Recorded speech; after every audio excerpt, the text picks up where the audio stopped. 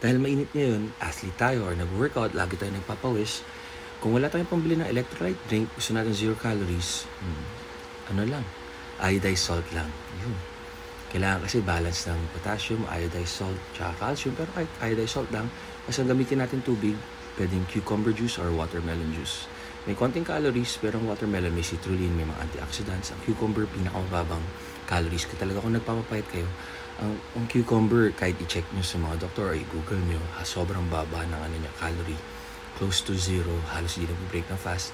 Tapos kompleto siya sa electrolytes para ma-hydrate yung katawan natin. So, cucumber, yun ang pinaka-benefits niya. And then, kung may eyebags, lagay natin dyan. Nakalamig sa mata.